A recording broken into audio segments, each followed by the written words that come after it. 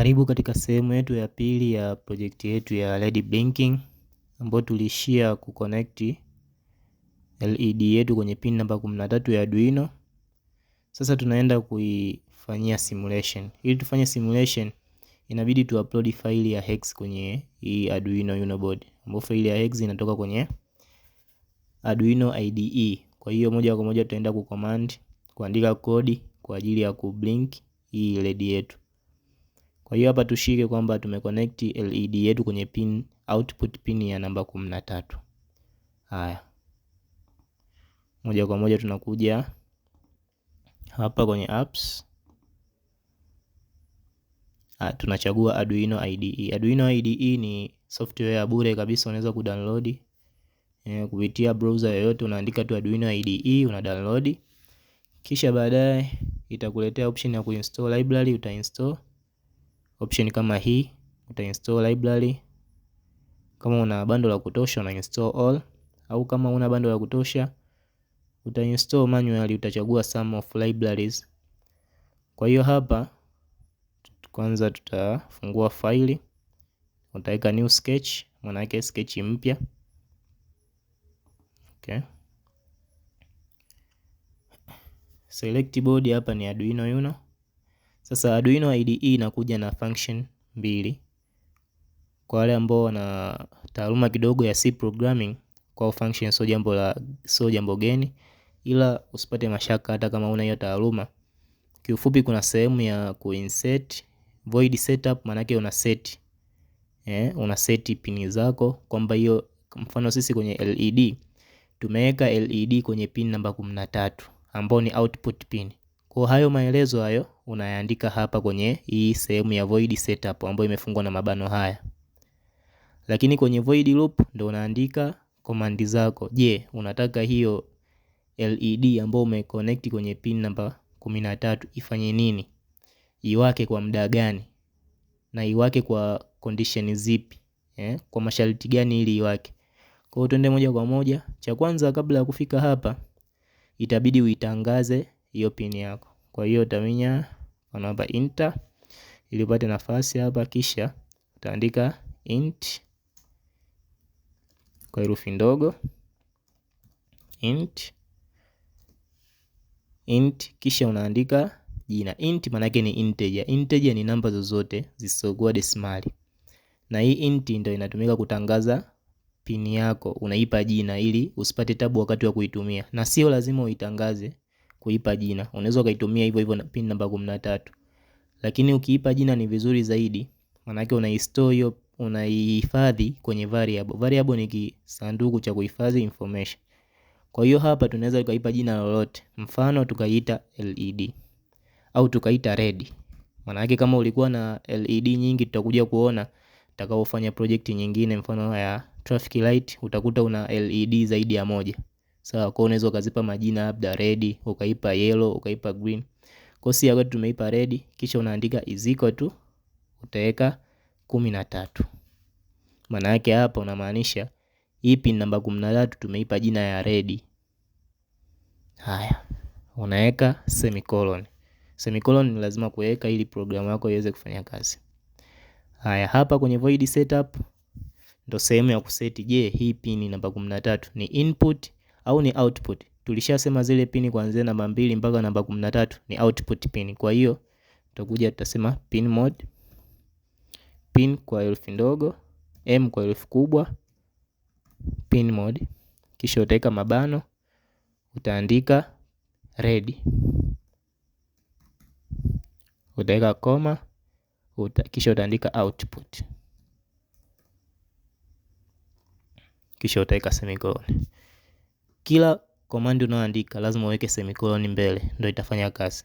Kwa hiyo hapa maana yake tumemaanisha ile pin namba 13 ambayo imehifadhiwa sasa hivi inatambulika kwa jina la red. Pin namba 13 sasa hivi inatambulika kwa jina la red. Ni output pin. Kwa hiyo kompyuta yako itatambua kumbe hii pin ndio inatakiwa kutoa voltage. Ukiandika input, maana yake kompyuta itasoma kwamba ile pin inapokea voltage, na jambo ambalo si sahihi. Kwa ukikosea hapa, maana yake Arduino yetu project haiwezi kufanya kazi. Tukija kwenye void loop. Void loop ndo sehemu ya kuandika command yako ambayo inatakiwa kujirudia rudia. Yani command yako unataka hiyo LED yako ifanye nini? Sawa? Kwa kuwa zile pini ni za output, lakini output voltage yake ni digital output. Digital tukiongelea digital inakuwa na value mbili, either iwake au izime. Haina mfumo wa kutoa voltage kwa mfululizo. Yani haitoi voltage kwa mfululizo, inatoa voltage kwa awamu mbili. Either itoe voltage yote 5 volt au itoe 0. Lakini tukiongelea analog maana yake inatoa kuanzia 0, 1, 2, 3, 4, 5. Kisha inaweza ikarudi 5, 4, 3, 2 kwa mfululizo. Lakini hii digital, kwa pini kuanzia namba 2 mpaka namba 13 zile ni digital pin ambazo zinatoa voltage either high au low. Either voltage iwe high maana yake yote 5 volt au low voltage kwa maana yake ni 0 volt. Kwa hiyo tutaandika hapa digital right. Digital right maana yake ni nini? Digital right, right maana yake ni kama output. Ukiandika read maana yake unasoma, maana yake ni input. Right ni output. Kwa hiyo digital right hii inamaanisha kwamba toa output ya digital. Output gani? Je, iwe high au iwe low? Kwa hiyo utaandika digital right kwenye pin namba ngapi? Pin red.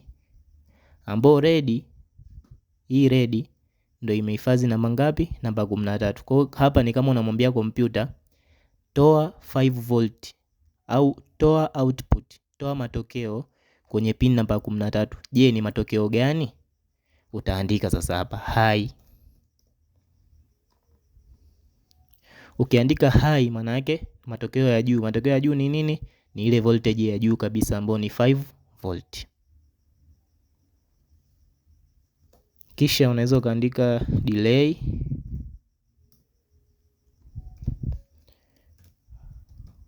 1000. Hii maana yake nini? Delay maana yake ni chelewesha. Chelewesha nini? Chelewesha hayo matokeo. Maana yake kama umetoa matokeo ishawaka, ukitoa 5 volt moja kwa moja LED yetu itawaka ile taa. Ikiwaka maana yake ikae kwa muda wa 1000 millisecond. 1000 millisecond ni sawa na sekunde moja. 1000 millisecond ni sawa na sekunde moja. Kwa hiyo iwake ndani ya sekunde moja kisha ifuate amri nyingine. Amri nyingine ni ipi? Unaweza kuandika tena digital right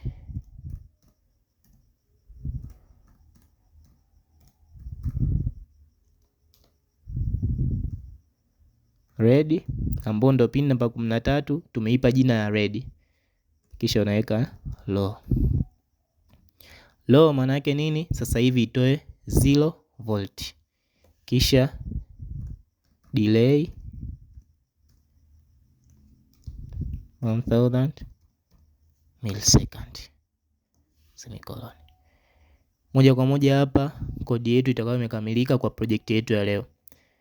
Kwa mara ya kwanza unaweza ukaona ni vigumu kwa sababu ni vitu vigeni, ila jaribu kupitia tena maelezo yangu, jaribu kurudia hii kodi, jaribu kurudia tena, jaribu kufanya practice bila kuangalia. Mwisho wa siku utaona ni vitu virahisi na unaweza kaandika kodi yako mwenyewe ukarekebisha, ukabadilisha pin number kule kwenye connection, ukabadilisha pin number hapa kwenye kukodi, au ukabadilisha hata jina hapa, badala ya kuweka red ukaweka yellow kulingana na wewe mwenyewe unavyotaka. Kwa hiyo moja kwa moja hapa tushamaliza kodi yetu. Kwa hiyo kinachofuata tunakuja hapa kwenye sketch. Kwanza ili tuweze kujua kodi yetu kama imeenda vizuri tunakuja hapa kwenye verify and compile. Tuangalie je, matokeo yetu yapo vizuri. Ukiona maandishi yote ni meupe hapa ujue kodi yako imeenda vizuri. Kwa hiyo kinachofuata ili tuweze kuweza kuiweka hii kodi yetu kwenye Arduino board ya kwenye Proteus, tunakuja hapa kwenye file, save as. Tunachagua sehemu ya kusave. Nashauri tusavie pale pale kwenye library au kwenye project pale pale. Tusave kama nini? LED blinking. Sawa, na save. Hapa jina limekataa kwa sababu gani? Halijafuatwa sheria za jina. Jina halitaki kuwa na space kama ilivyo hizi variable, halitaki kuwa na space. Kwa badala ya kuweka space unaweka underscore. Utakuja kuona, una save.